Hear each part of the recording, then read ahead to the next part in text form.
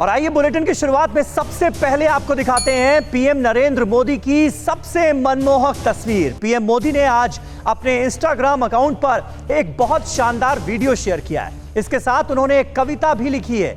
यह video PM के राष्ट्रीय पक्षी मोर के अटूट संबंध को भी दिखाता है।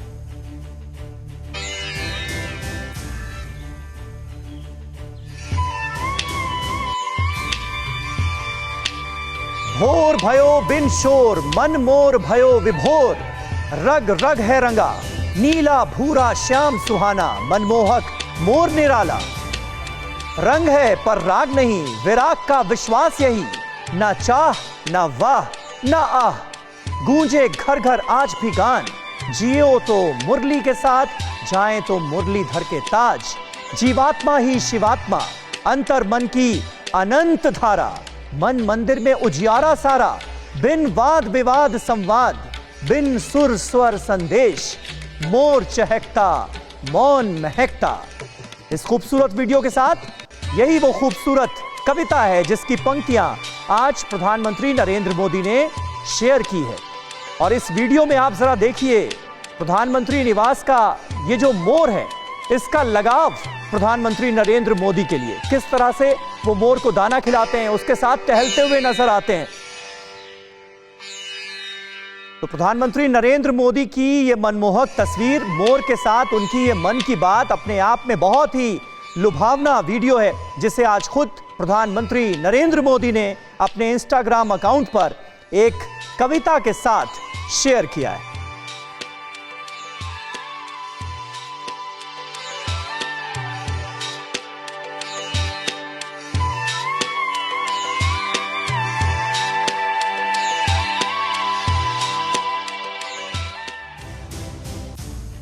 चलिए अब खबरों के सिलसिले को आगे बढ़ाते हैं। पाकिस्तान पलटी मारने की अपनी आदत में अभी भी अव्वल है। पहले उसने कहा कि अंडरवर्ल्ड डॉन दाऊद इब्राहिम कराची में है, लेकिन फिर बाद में अपनी ही बात से मुकर गया। पाकिस्तान अपने ही बयान से फिर पलट गया है और दुनिया को यह बता दिया है कि आतंकियों का पनाहगार देश अपने गुंडा फैक्ट्री को बचाने, आतंकियों को पालने पोसने के लिए किसी भी हद तक गिर सकता है। अपने देश के हुक्मरानों और प्रशासन को झूठा साबित कर सकता है, किसी भी दावे को खारिज कर सकता है। जी हां, पाकिस्तान दाऊद के कराची में होने के दावे से पलट गया है। यह देखकर दुनिया के गिरगिटों में काफी खलबली मची हुई है। वो भी ये सोचकर हैरान है कि गिरगिट भी उतनी तेजी से रंग नहीं बदलते जितनी तेजी से इमरान और उनकी सरकार का बयान बदला है। पाकिस्तान ने दाऊद इब्राहिम पर कबूलनामे को निराधार बताया है। पाकिस्तानी विदेश मंत्रालय ने एक बयान जारी कर कहा कि भारतीय मीडिया में दावा किया जा रहा है कि पाकिस्तान ने अपनी जमीन पर दाऊद इब्राहिम की मौजूदगी स्वीकारी है। उनका ये दावा निराधार और भ्रामक है। उनका ये दावा खोखला है। साथ ही इस बात को भी खारिज कर दिया है कि पाकिस्तान ने करीब 88 आतंकियों की लिस्ट भी जारी की है और उन सब पर प्रतिबंध लगाया जा रहा है। जबकि सच्चाई यह है कि FATF की निगरानी की लिस्ट से बाहर आने की कोशिशों में पाकिस्तान ने आतंकियों की लिस्ट जारी की थी। उस लिस्ट में दाऊद इब्राहिम भी शामिल था। उसमें यह साफ बताया गया था कि दाऊद कराची के क्लिफ्टन इलाके के व्हाइट हाउस में रहता है। दाऊद के कराची में होने की खबर आते ही भारत ने दाऊद को सौंपने के लिए कहा। दाऊद इब्राहिम को तुरंत भारत के हवाले पाकिस्तान को करना चाहिए और पूरे दुनिया को पाकिस्तान को एक आतंकवादी देश घोषित करना चाहिए। लेकिन आतंकियों के घर पाकिस्तान में जैसे ये खबर फैली, सबने मिलजुल कर इमरान को यह बता दिया कि हमारा ये आतंकिस्तान हमेशा आतंकियों का रहा है और रहेगा। इसलिए तत्काल पाकिस्तान अपने ही दावे से पलट गया और दिल्ली से 710 किलोमीटर दूर आतंक की वो फैक्ट्री बना रहा था। ऐसी साजिशें रच रहा था जिससे सुनकर ही दिल दहल जाए। जी हां, राजधानी से पकड़े गए ISIS के आतंकी अबू यूसुफ ने पाकिस्तान के इशारे पर अपने गांव में ही IED ब्लास्ट किया था।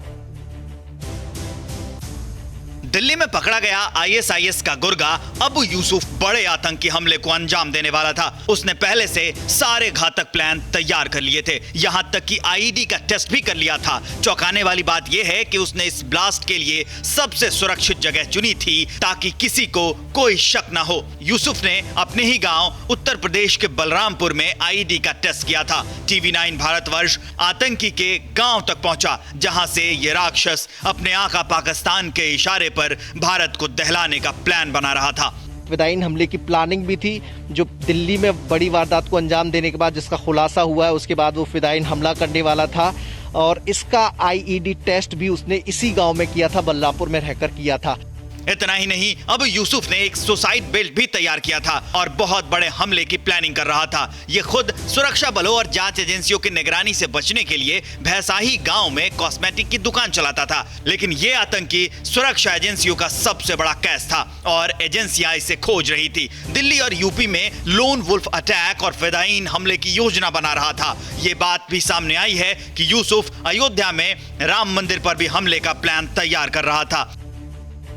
दिल्ली पुलिस जांच कर रही है। उत्तर प्रदेश के बलरामपुर में जब यूसुफ के घर पर छापा मारा गया तो उसके घर से बम बनाने के काफी सामान बरामद हुए हैं। एक जैकेट भी मिला है जिसमें बम फिट किया जा सकता है। बम बनाने में इस्तेमाल होने वाले विस्फोटक सामान, बॉल बेयरिंग और कई चीजें मिली हैं।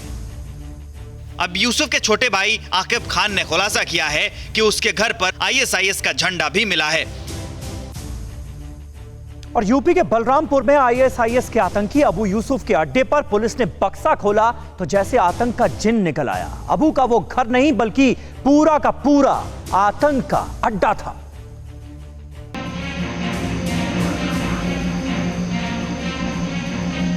आईएसआईएस आतंकी अबू यूसुफ के घर की एक एक तस्वीर देखिए। ये घर नहीं बल्कि आतंकी अड्डा है जहां असलहे हैं, विस्फोटक हैं, ऐसे ऐसे सामान हैं जिसे देखकर आपके होश उड़ जाएंगे। यकीन करना मुश्किल हो जाएगा कि यूपी के बलरामपुर में ये आतंकी मौत का जखीरा जमा कर रहा था। खतरनाक मंसूबा पाले आईएसआईएस के आतंकी अबू यूसुफ कितना ट्रेंड था, इसका खुलासा उसका घर कर रहा है। TV9 भारतवर्ष पर आतंकी के घर छापे मारने की एक्सक्लूसिव तस्वीर है। खूंखार आतंकी अबू यूसुफ को लेकर सुरक्षा बल और पुलिस की टीम बलरामपुर पहुंची, घर में दाखिल हुई। मौत का सामान कहां-कहां छिपा कर रखा था बताने को कहा। बक्सा खुला तो तस्वीरें हैरान कर गईं। ये बक्सा नहीं बल्कि जैसे आतंक का जिन्न बाहर निकल आया हो।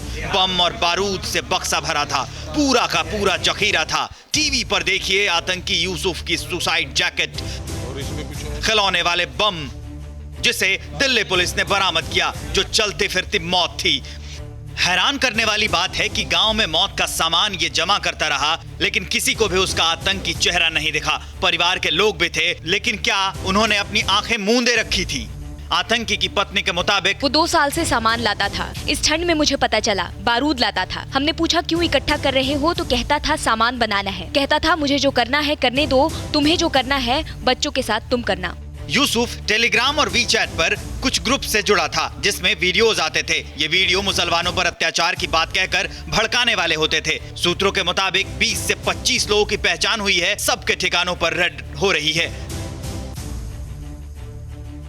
और दुनिया में तनाव के माहौल के बीच रूस ने अपनी सबसे बड़ी मिलिट्री एक्सरसाइज अंजाम दी है और उसने विश्व के ताकतवर देशों को अपनी ताकत दिखा दी है। आसमान में गरजते फाइटर, जमीन पर बारूद उगलते टैंक, कई रॉकेट लॉन्चर, करीब 30 एयरक्राफ्ट और हेलीकॉप्टर्स और करीब 6000 सैनिक। ये नजारा है रूस के सबसे बड़े मिलिट्री एक्सरसाइज का, जहां आसमान में चारों ओर बारूद का धुआं है। पूरे इलाके में फाइटर की आवाज, बेड़े में हजारों सैनिक। रूस ने पूर्वी इलाके के ट्रांस बाइकाल क्षेत्र में सुगौल प्रशिक्षण मैदान में सबसे बड़ी मिलिट्री ड्रिल शुरू कर दी है। इस ड्रिल के जरिए रूस अपनी ताकत दिखाना चाहता है और अपने को हथियारों के मामले में बड़ा बताना चाहता है। ये ड्रिल दूसरी महाशक्तियों को खुली चुनौती है। वर्ल्ड वॉर 3 के बनते माहौल में कहीं से कमजोर नहीं पड़ने वाला रूस पूरी तैयारी कर चुका है। अगर जंग हुई तो दुनिया की विनाश लीला में रूस का भी बड़ा योगदान होगा। पुतिन पहले से ही विश्व नेताओं की होड़ में खुद को शक्तिशाली साबित करने का कोई मौका नहीं छोड़ते। वो अभी भी विश्व के ताकतवर नेताओं में सीक्रेट सुपर पावर माने जाते हैं। दुनिया की महाशक्तियों में तनाव का माहौल इतना बढ़ गया है कि कोरोना जैसी महामारी, जिससे अब तक करीब 2,33,80,570 मरीज प्रभावित हो चुके हैं, इससे निपटना छोड़कर सब अपनी ताकत आजमाइश में लगे हैं, चाहे वो ड्रैगन हो, अमेरिका हो या रूस। और वहीं चीन अमेरिका का तनाव बढ़ाने जा रहा है। उसकी सेना कल से चीन फिर बड़े मिशन को अंजाम देने जा रही है। अपने समुद्री बेड़े को जवानों के साथ उतारने जा रही है। वो साउथ चाइना सी में बड़ा युद्धाभ्यास करेगी। ड्रैगन एक बार फिर समुद्र में उतरने जा रहा है। दक्षिण चीन सागर में बड़े युद्धाभ्यास की हो चुकी है पूरी तैयारी। अपनी ताकत को आजमाने के लिए जंगी जहाज के साथ चीनी सैनिक तैयार हैं। नजारा युद्धाभ्यास का होगा, यानी कि बहुत कुछ युद्ध के जैसा ही। जिनपिंग चीनी सेना के युद्धाभ्यास के जरिए एक तीर से दो शिकार करना चाहते हैं। एक अमेरिका के राष्ट्रपति ट्रंप की मुश्किलें बढ़ाना और दूसरा अपनी सैन्य और सामरिक ताकत को आजमाना। कोई शक नहीं कि चीन खुद तनाव में है। वो भारत और अमेरिका के दबाव की कार्रवाई से कुछ दिनों से बौखलाया हुआ है और मानसिक दबाव बढ़ाने के खातिर लगातार समुद्री युद्धाभ्यास कर रहा है। सोमवार से शनिवार तक चलने वाले इस युद्धाभ्यास के लिए हैनान द्वीप के दक्षिण पूर्व के समुद्री इलाके को सील कर दिया जाएगा, जिसके बाद ड्रैगन समुद्र के बीच आग उगलेगा, युद्धपोतों से निशाना साधेगा, रॉकेट, तोप और आधुनिक असलहों के खुद अपनी जोर आजमाइश करेगा। यानी अमेरिका को वो सीधी सीधी चुनौती देगा। जिनपिंग अपनी चाल से ट्रंप की मुश्किलें बढ़ाना चाहते हैं, लेकिन ट्रंप ने भी कच्ची गोलियां नहीं खेली हैं। यूएसएस रोनाल्ड रीगन और उसके रक्षा समूहों ने हवाई ड्रिल किया। इस वायुसेना ड्रिल में जापान की सेना भी शामिल थी।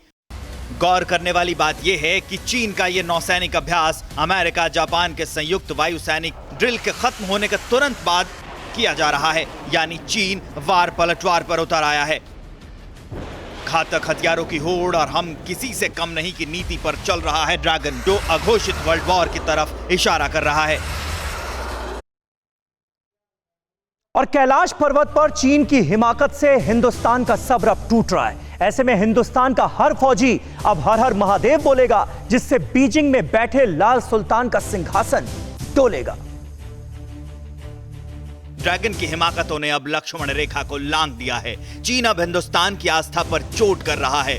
कैलाश पर्वत के पास चीन की मिसाइलें हिंदुस्तान का खून खौला रही हैं। मानसरोवर और कैलाश पर्वत से चीन अपने दो मंसूबे कामयाब करना चाहता है। पहला, हिंदुस्तान के खिलाफ अपनी तैयारी दिखाना, और दूसरा, नेपाल भारत विवाद में अघोषित रूप से नेपाल का सहयोगी बनकर जंग का नया मैदान बनाना। ये पूरा खुलासा हुआ है एक सैटेलाइट इमेज से, जिसे डिटसफा ने जारी किया है। इस तस्वीर से 100 किलोमीटर के दायरे में चीन की नापाक साजिश पूरी तरह खुल गई। इस तस्वीर को देखिए।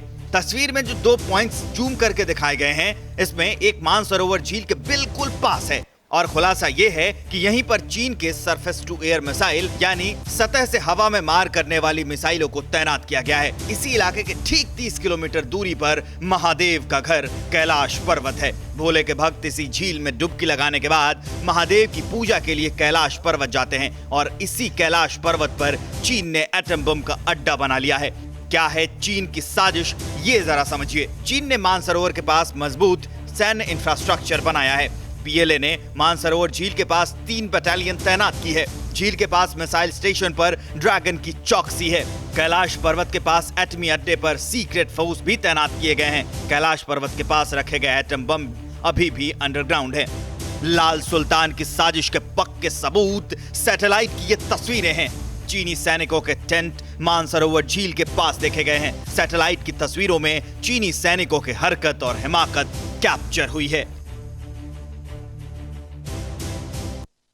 और पाकिस्तान को झांसे में लेने के बाद अब चीन ने नेपाल को भी अपने चंगुल में फांसने को लेकर कदम बढ़ा दिए। खबर है कि उसने चीन के बॉर्डर से लगे नेपाल के 1-2 नहीं बल्कि 7 जिलों को अपने कब्जे में कर लिया है।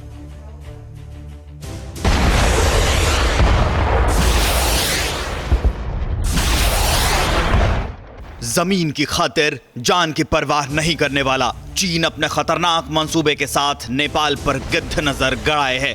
जिनपिंग को जान से ज्यादा जल, जंगल, जमीन प्यारी है। ड्रैगन के इस सरदार को इससे ज्यादा कुछ नहीं चाहिए। उसने 1-2 नहीं बल्कि नेपाल के कई ठिकाने पर अपने पैर जमा दिए हैं और हटने को मजबूर कर दिया है। तो सवाल यह है कि क्या ओली नेपाल को बेच खाना चाहते हैं, चीन के हाथों नेपाल को गिरवी रखना चाहते हैं, या फिर नेपाली नागरिकों को धोखा देना चाहते हैं?